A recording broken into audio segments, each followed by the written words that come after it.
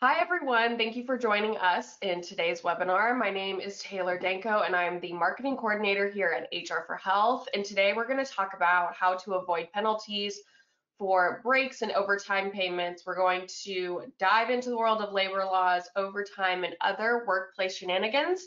So think of us as your GPS through the labyrinth of employment regulations. So I'm going to tell you a little bit about what we're going to cover today, who we are as a company, and who's going to be hosting you today, which is Lauren. And she began her career with HR for Health almost 8 years ago as an HR specialist.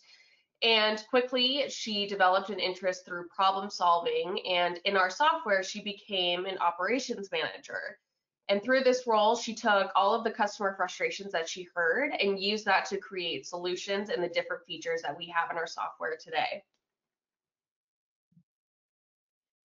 And for the agenda, we're going to, actually not we, Lauren's going to do this because I have no idea what any of this means. Lauren is going to break down all of the fine details when it comes to meal and rest breaks, understanding overtime, and then there's a whole bunch of other pay time that I didn't even know about either. So whether that employee's taking a break, if they don't take a break, travel time, and other aspects of their job that a lot of you are probably missing out on, and what are the possible penalties for each of these, and how the HR for Health software solves all of these issues and makes it a lot easier on you and your practice or anyone else that has to manage payroll for you. And so with that, I want to tell you a little bit about HR for Health, and our mission is to simplify the HR process and make it less stressful for businesses, dental practices, healthcare practices, dental spa, anything. Make any of it easier, regardless of what size and how many different practices you have. If they're located in the same state and other states, we want to make that easier on you and simplify it so that way you're making less mistakes and hopefully no mistakes at all. We bring a combination of HR expertise and technologically advanced solutions. So that's a super fancy word to say that we're extremely compliant, and with our software, although it looks really user-friendly and it's easy to do, we try to take the HR concepts and minimize them and put them in a software that you're able to use on a daily basis without getting any headaches, but it's also compliant in every way. So we're always updating the software to make sure that it's consistent with the law updates that are happening, and it's always compliant with the state and federal regulations that are local to you. So with that, I'm going to hand it to Lauren because I have no idea what any of this means, and I'm equally as excited as you all are to try to understand this. I may have put the slide deck together, but it was all another language to me. So thank you, Lauren, for leading this, and I'm excited to learn everything that you have to present on today. Awesome. Thank you, Taylor. We'll try to keep it as simple as possible because some of this does get very complex, especially with the overtime and payment calculations. I initially went into HR because I hate math, so I thought I could avoid it, but the joke was on me. It's everywhere in HR, but we're gonna make it easier for you. So we'll start off with some meal and rest breaks. I know this can be a really common pain point that comes up in practices. So we'll kick off with just some general information about meal and rest breaks.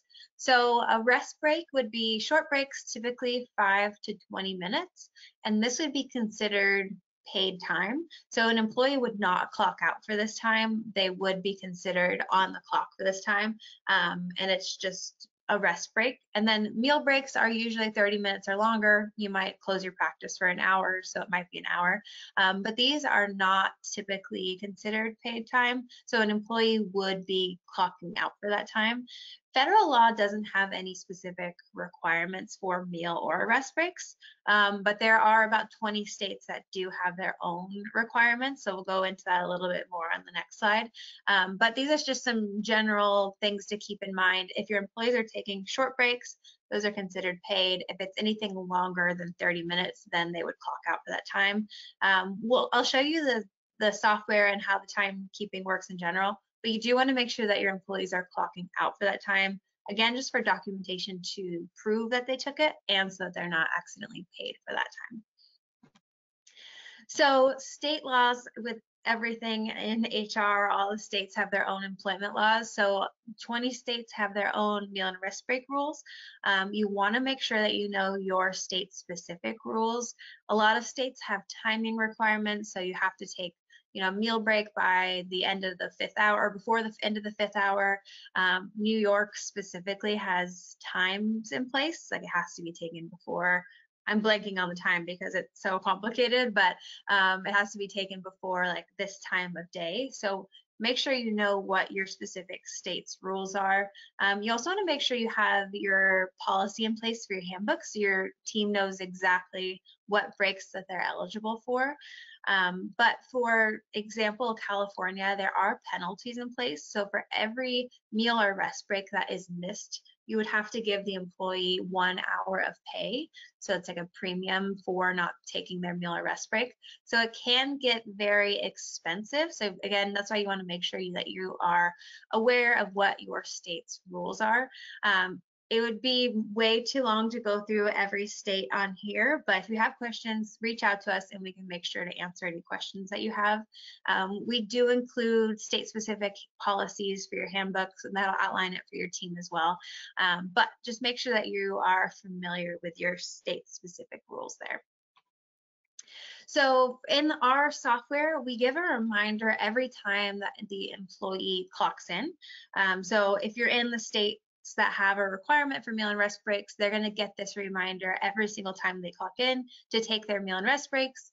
It tells them to refer to their handbook if they have any questions. Again, just reiterating that they have the right to take these breaks.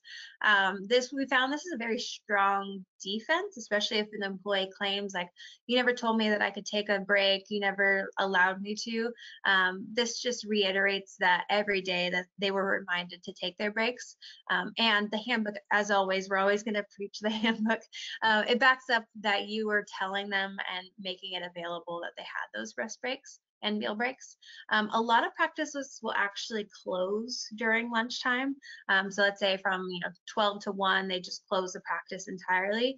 That can help protect you as well if that works for your business model and your practice, because then the employees can't say, oh, I was scheduled for a patient at this time, I couldn't take my break, or whatever it might be if the practice is closed completely. So that's just a little tip if it's possible for your practice. But either way, this reminder helps protect you if an employee did say, oh, well, you never told me I could take this, or you didn't allow me to. Okay, so we're going pretty quickly through this. There's a lot of information to get through. Again, if you have any questions, feel free to reach out to our team and we can help you with your specific state information. If you're a client, go ahead and go to, and actually I'll show you in the software, the help section. You can call us or open a ticket. If you're not a client yet, we'll have our contact information on the last slide.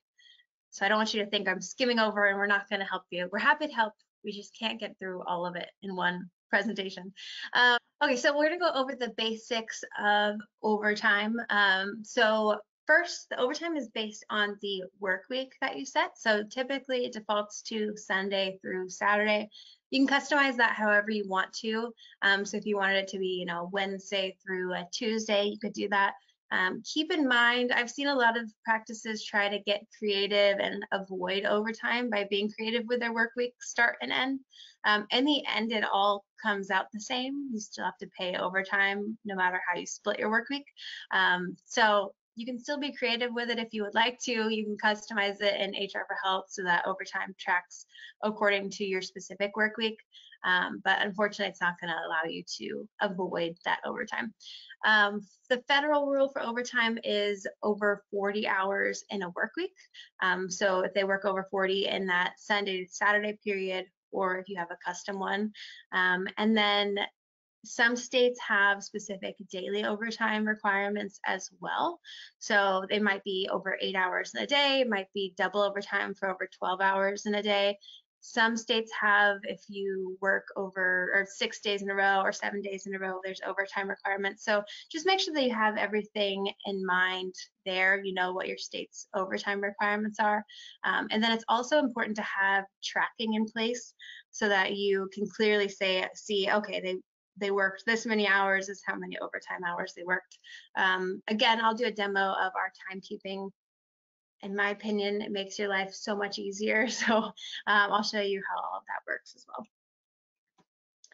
Okay, so a common myth that we see in the healthcare industries often is that per diem pay employees are salaried or exempt employees and thus don't qualify for overtime. So this is in fact a myth. If they're a per diem employee, they are considered a non-exempt employee and they need to get overtime. This is typically pretty upsetting in the industry, and I totally understand why, because typically those are going to be your higher paid employees. But in order to be an exempt employee, there are certain qualifications that they must meet. It's not just their job title, it's their specific job duties that they're doing. But more importantly, they have to be on a set salary. So their requirements at a federal level has to be a minimum salary. And then some states even, again, have their own additional salary requirements. So for example, some states say it has to be at least double minimum wage for their salary. So just keep that in mind. If you have any per diem employees, they have to get overtime. Make sure that you're tracking that accordingly because it can get a little sticky there. We do have per diem pay tracking in HR for Health. So we take care of all those calculations for you so you don't have to sit and be doing any math if you hate math like me. Okay, the next one is multiple wage rates. So let's say you have a hygienist who also does front desk work. Obviously, we know hygienists are highly paid employees, so you don't want to pay them their hygiene rate for working at the front desk. That's totally fine. You can give them both of those rates of pay. It does get a little tricky when you're considering overtime, though. So you want to make sure that you're either paying the higher rate for overtime. So let's say the hygiene rate, you're paying all overtime at that rate, 1.5 times, or you can do what's called a weighted average. It might save you a little bit of money in this case. Again, the calculation is really confusing. So we've taken the headache out of that with our software. So for our payroll clients, so those that have payroll with us, we take care of all these calculations for you. So you can decide if you want it to be the higher rate of pay, you just want to give your employees the higher rate for overtime, or you can decide to do the weighted average where it takes exactly what it says, an average of the two, and pays overtime accordingly. Again, I wish I had a picture of the formula here. It's very complicated, hurts my head, but that's why we put it in the software for you so it doesn't have to hurt your head. So again, if you are not a payroll client, just make sure that you're aware of this. If you do have employees at working 2 different rates, make sure that you're either paying the higher rate of pay or the weighted average in this case. What you don't want to do is pay the lower rate for overtime because that can get you into some sticky trouble. Okay, so another one with this one, we actually do have the formula. So I'm sorry, but I wanted to visually show how complicated it can be. So non-discretionary bonuses, the Fair Labor Standards Act requires non-discretionary bonuses to count towards overtime. So you might be thinking, oh, I'm just giving my employee a bonus, but if they're non-exempt, you technically have to calculate that into their normal wages and pay overtime on it. It's another one of those things you might be thinking like, what? I had no idea. I know it can be stressful and complicated, but we'll go over what this means. So what is a non-discretionary bonus? So it has to be dependent on the employee's hours worked based on the quality or quantity of the outcome of their work. It's determined through their service or their productivity or efficiency. It's predetermined by specific criteria and employees know how to earn it. So this would be like a production bonus. An employee knows exactly what they need to produce in order to earn this bonus. So it could be a specific formula. They know that they have to have maybe perfect attendance in order to get this bonus. An example of a discretionary bonus would be more like a Christmas bonus where it's not based on their work. They don't know how to earn it. It's more of just a thank you. So you don't have to worry about overtime for things like Christmas bonuses, but if it's directly tied to the work that they're doing, then it's considered non-discretionary and you have to make sure that you're paying overtime accordingly. And you might be thinking, why are they making this so complicated? The reason is so that employees are protected from employers that maybe are giving them a really low base rate, so maybe minimum wage, and then paying the rest of their wages in bonuses, because then the overtime would be a lower amount on the minimum wage hourly rate. So it's just to protect employees, but again, it can be a headache for employers. So this is the calculation. If you're not an HR for Health client, you can go ahead and take a screenshot of it if you would like. But you basically want to take your bonus divided by the number of weeks that they accrued it over. So let's say it's a quarterly bonus, you would take all the weeks in that quarter, and then you would make sure that you're looking at all overtime hours in each of those work weeks and then calculating it accordingly. So the bonus just becomes a little bit more because of the applicable overtime for it. So this, again, shock, we solve it in this HR for Health software. So again, if you're like me and you blur when there's formulas on a screen, don't worry about it. We have, you would just need to mark the bonus in HR for Health as non-discretionary, and then the software will automatically take into account any overtime and do all of the calculations for you. And we give you a breakdown of all of the math as well. If those of you that are interested in that, you can see how it was calculated. But again, it's done for you, so don't worry about it. If you are not an HR for Health client, again, just make sure that you are keeping this in mind with your bonuses. Okay, so common mistakes for overtime oopsies.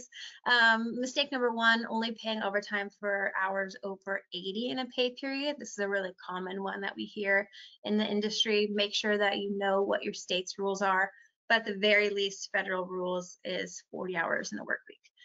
The next one is denying or withholding overtime pay for unapproved hours. So this can be a really common pain point as well. And employees working overtime without getting approval first, it's still considered time worked and they still are eligible for that overtime pay. So we always advise that you still pay it. That doesn't mean that you have to allow it to keep happening. I would recommend making sure you have something in your handbook that says overtime has to be approved over, let's say, 10 minutes or whatever you want your policy to be. And then you want to make sure that you're disciplining accordingly if they're always abusing that and working overtime without approval. So again, you want to make sure you're paying it. That doesn't mean that you just sit on your hands and do nothing. You can still do something about it with all the disciplinary actions. Just make sure that you're documenting it and you have a policy in place. The next one is paying overtime at the lower rate of pay when employees work multiple pay rates. So we talked about this when we were talking about the weighted averages. You just want to make sure that you're either paying the higher rate of pay if they're working 2 jobs or a weighted average of the 2.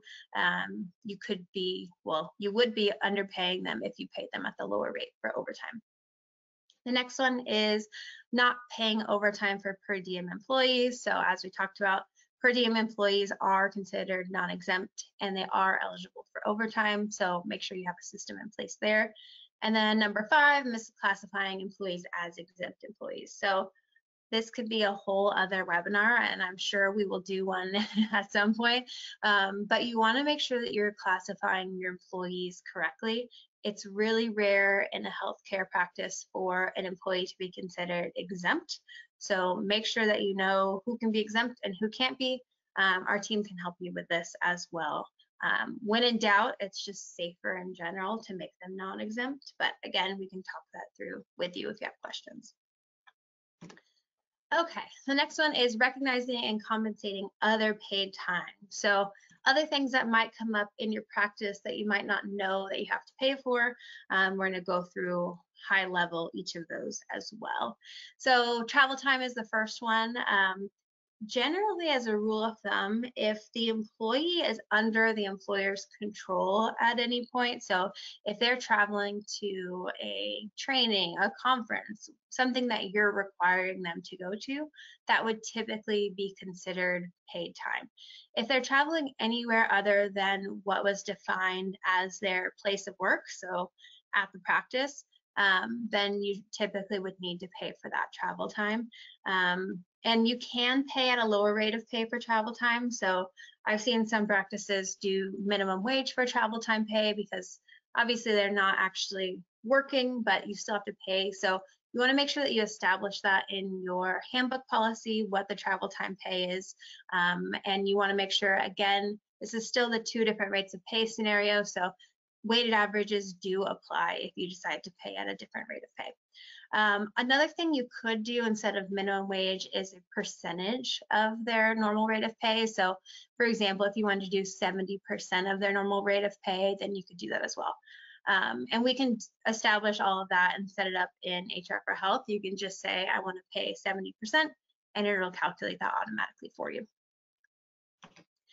Okay, other paid time. So mileage reimbursement when an employee is traveling for the business. So the federal rate right now is 65.5 cents per mile for the reimbursement. Some states have requirements for this and some states don't. I know all the states always have their own thing, but make sure that you know what your state's requirements are. And then if it is a requirement, you'll want to make sure that you're reimbursing them for this time if they're driving themselves. And obviously we know the price of gas is increasing. So it's a benefit for your employees either way if you wanted to offer that. Okay, training. So this is a really common one that comes up because obviously you're continually training your team. They have to get new certifications and licenses. But if it's a paid training, so it needs to be, if it's required by the practice, then you need to pay for the cost of the training and the time spent participating. So things like, CPR classes or things that they need for their certifications or licenses, they can be paid or nice to offer. It really just depends on the situation. So if you're saying you have to get your CPR license on this date at this location by this time, then it might be considered paid time because you're requiring specifics and they have to get it at that time. If it's more of like, oh, we know everyone needs this, if you want to do your CPR at this time, we're offering it, then you might not have to. So it gets a little tricky. In general, if you're requiring things, then you should be paying for that time. Voluntary training, so this would be, you don't have to pay, but it gets a little tricky there. So it would have to be outside of normal working hours, not directly job related, and no work can be completed during this training. So again, it gets a little bit tricky because a lot of times these are directly related to their job. They might not be doing their normal work, but they are contributing to the practice. So it gets a little tricky. I always say it's safer just to pay for it so you don't have to worry about it. Your team also feels more supported that way, that you're supporting their continuing education. But technically, if it meets all 3 of these, you do not have to pay it. So just something to keep in mind. And then just a little tip, we do track certifications and CE units in our system. So it makes it nice because then you can track when they're expiring, you'll get notifications so that you don't have to mentally keep track of when you need to update those. Okay, other paid time. So on-call pay, where the employee is not technically at the practice, but they're on call if something comes up or there's an emergency and they need to come in. Maybe the doctor's on vacation, they need to be on call. Again, it really depends on how much control the employer has on the employee while on call. So if they're required to be at a certain location, respond within 5 minutes or specific requirements like that, then it's probably going to be paid time. If they can use their time however they want to, and they aren't required to be at a specific place, then it might not be paid. Again, for employee morale, you might want to just offer a lower hourly rate, maybe minimum wage, just as a courtesy, even if you don't have requirements during that time. But either way, you want to make sure that you have a policy in place for on-call time, so it's clearly defined and an employee knows exactly what to expect when they're going to be on call. Okay, lunch and learns. So this one I know is a hot topic. You want to do a presentation or a training or something during your team's lunch. Maybe you offer a pizza party or you bring lunch in. These are great to do, but you want to make sure that you keep these things in mind. So typically these are going to be paid because they're related to the employee's job. And like we did the voluntary trainings that can be unpaid, it would have to meet all three of those things, which typically if it's on the practice and you're training your whole team, it's going to probably be job related. So the safest is to pay for the lunch and learn time. You also want to make sure that you're giving them an additional meal break for that time, because they can't, if they're at the lunch and learn, they're not able to use that break time however they wish. So they technically should be getting a meal break separate from that if you're in a state that requires it. Again, if it was completely voluntary and employees don't have to come, it's not necessarily related to their job, then you might be able to get away with it being unpaid, but as with anything, it's just safer to pay typically and then give them a separate meal break. Okay, other paid time, so downtime. So what do we do when patients are canceled and your assistant has nothing to do because the patients aren't there? So technically when they are on downtime, they're still on the employer's time. They're waiting for work. They can't just go home or do whatever they want. So it is considered paid time. So you want to make sure that you're still paying it. Again, you want to make, and we're always going to say you want to have a handbook policy, but they really do save so many scenarios because it has clear, rules on what the employee needs to be doing. You can also establish what they need to do during downtime periods. Like maybe you want them to be calling patients to reschedule. Maybe they need to be cleaning the back office, whatever it might be. You want to make sure that you're clearly establishing that as well. And then you'll be set. So I know that was a lot of information, a lot of things to keep in mind that you need to pay for your employees, but I'm going to go ahead and give a quick demo of how our timekeeping works in HR for Health, and hopefully that puts a little bit of ease on you. Let me go ahead and log in.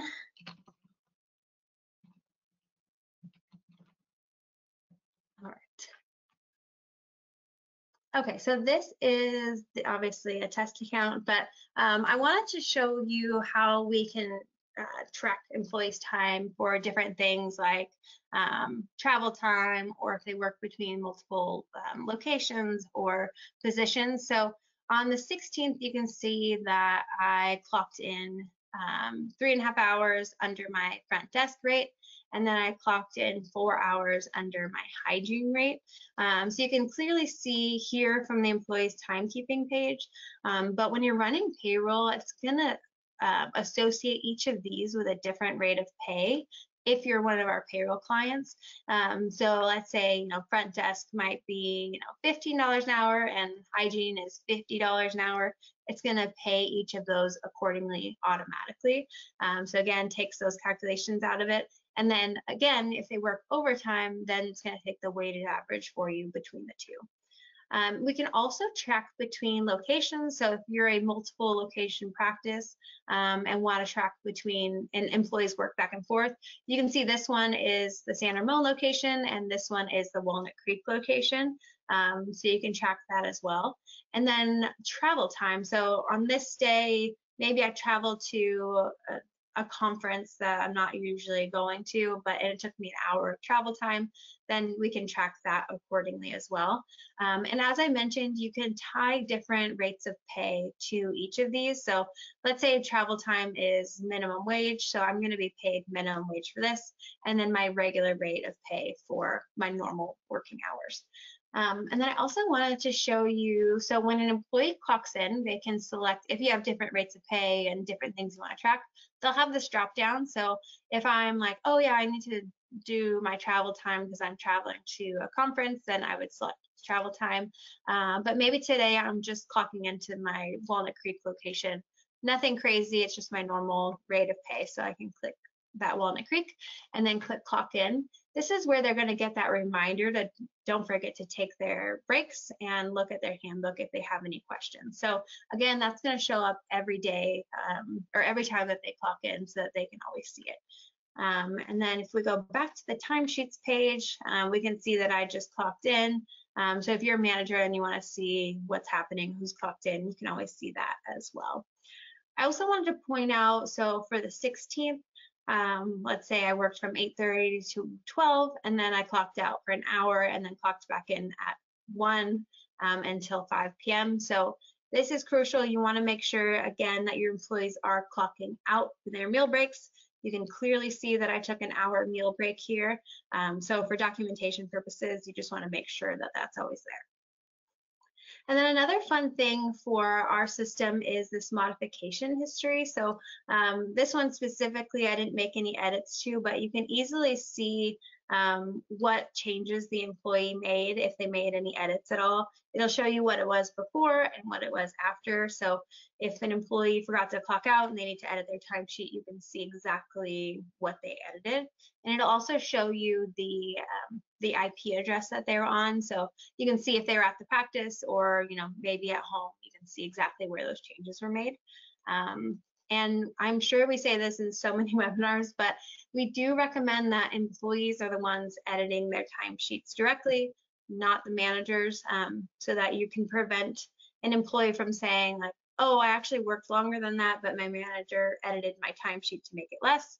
The managers can come in and approve the timesheet, so you still have that checks and balances. It's not like they're just going to get paid for whatever hours they enter, but it's just more putting the ownership on the employee, and then the manager is approving it from there. And then just from a high level, I wanted to show you how we set up those timesheet projects. So from here, you can see that we have a training rate of pay at $10 an hour.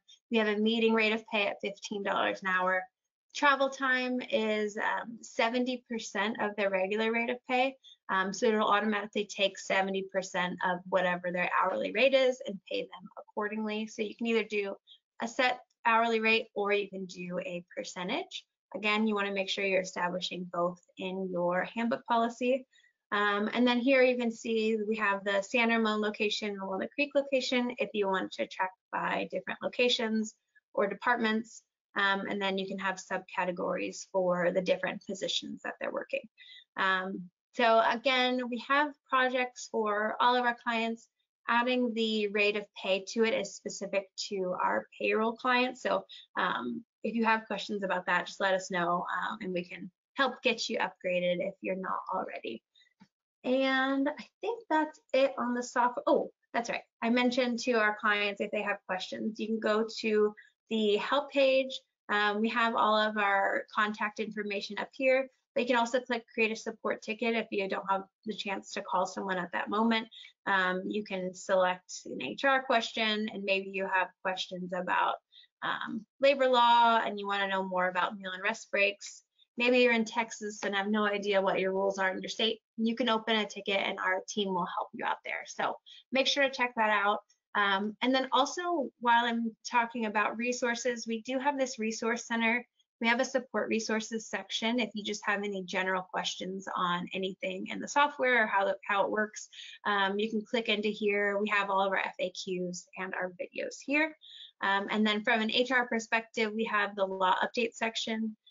So you can see anything applicable to your specific state here.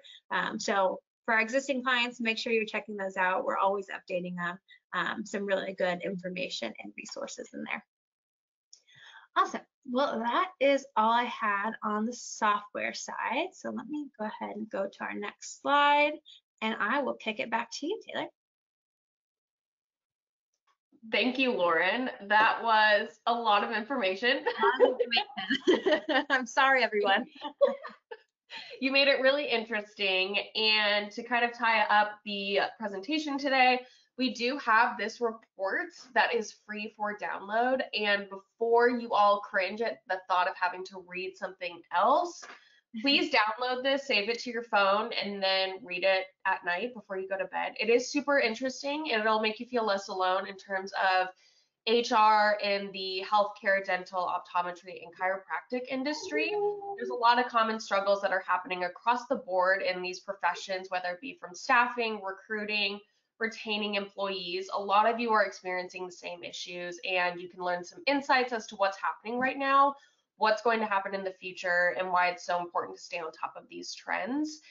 And that's it. Go ahead and scan this. And after that, we have our contact information for all of you. So you can email us at hello@hrforhealth.com.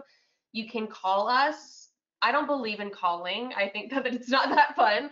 So please feel free to email us. But if you do feel comfortable calling, please call us at any time. We will answer. And you can visit our website as well. If you had any questions throughout this webinar, please send them in and we are more than happy to answer those questions for you. I know that it was a lot of information, so you might be thinking about it while you're in bed later tonight or while you're taking your shower before work tomorrow. That is when my best ideas come to my mind, is when I'm taking a shower. So please feel free to write them down.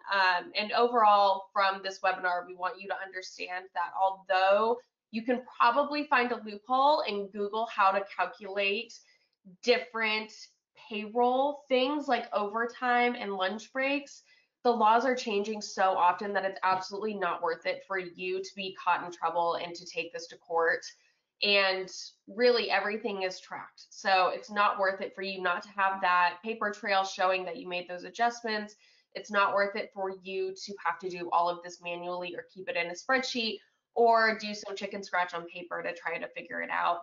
Put it in the software. That's what it's built for. And in the long run, you save so much money and time just doing it with us rather than having to Google it and try to keep up with all of the changes that are happening. If you are in healthcare right now, you know that there's a lot of changes that are going on and people want to be compensated fairly and accurately for their time. Let us take care of it for you because it's absolutely not worth the headache. So that was my TED Talk for today. Thank you everyone for being here with us. Thank you, Lauren, for walking us through this, even though it's not the most interesting topic in the whole world. And I appreciate your time as well. Thanks, everyone. Bye.